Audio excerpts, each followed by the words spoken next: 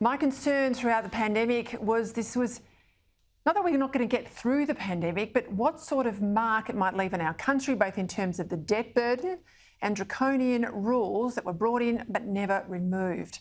It's one of the reasons why I've argued from day one that we must have a National Royal Commission to assess all the things we've got right, those we didn't, so that we learn the lessons of COVID, so that next time round we're better equipped when hit with a pandemic curveball, as inevitably we will be. The fact that the federal government and state governments don't want the transparency of a Royal Commission is in itself telling. Now, I suspect a good part of the reason for that is that a Royal Commission comes with very considerable powers to seize documents and emails and phone records, examine witnesses under oath. These politicians don't want us to know what's gone on behind closed doors over the past 2 years. The mistakes they've made, the advice they've got but rejected, the money wasted, the mental health harm, the policing excesses, the good, the bad, and the very ugly. It's the reason why in states like Victoria, the Parliament has barely sat, why they ran a substandard inquiry into last year's 801 hotel quarantine deaths, and why the Premier still ducks and weaves any substantial scrutiny day in, day out. It's why the news today that Daniel Andrews wants to bring in laws to make himself even more untouchable in the next crisis should fill every Victorian with dread. For weeks now, Andrews and his ministers have been working on secret legislation to replace the current health state of emergency that expires on the 15th of December. What they want are greater and more sweeping powers to control Victorians in times of crisis. And they're intending to ram this legislation through the Parliament with the help of a handful of crossbenchers who are nothing more than wolves in sheep's clothing.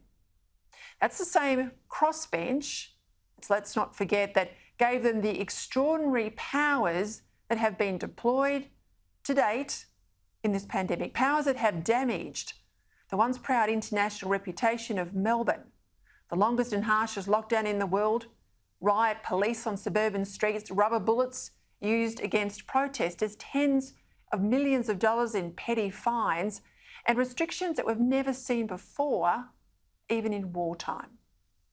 The Victorian opposition leader has branded these proposed laws the most dangerous legislation to come before an Australian Parliament.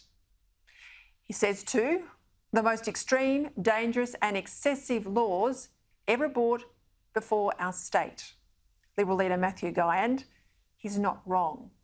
In terms of civil liberties, they're about as egregious as I've ever seen, going by the draft leaked document that was passed to me last night, introduced into the Parliament today, that I've spent much of the day reading through closely. The draft legislation makes the Premier's power in any further and future emergencies entrenched and unchecked.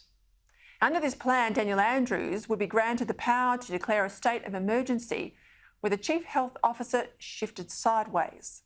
The Premier, not the state's top medico, would also be able to decree new health orders based on an individual's age, gender, sexual orientation, and political belief or activity. Now, you heard that right, a pandemic health order that references someone's political belief or activity. It's extraordinary because this plan suspends protections in the Equal Opportunities Act. This is where Victoria is tonight. And this legislation that Andrews wants rammed through the Victorian Parliament would remove any consideration of the impact of lockdowns on citizens and business, and it would also bypass all the proper cabinet and parliamentary approval processes designed to protect the rights of Victorians and deliver transparency in government decision-making. It makes a mockery of representative democracy and the Parliament. Worse still, for a state reeling economically from a horror 2 years of COVID, under these new laws, Victorians will face fines of up to $21,000 for failing to wear a face mask.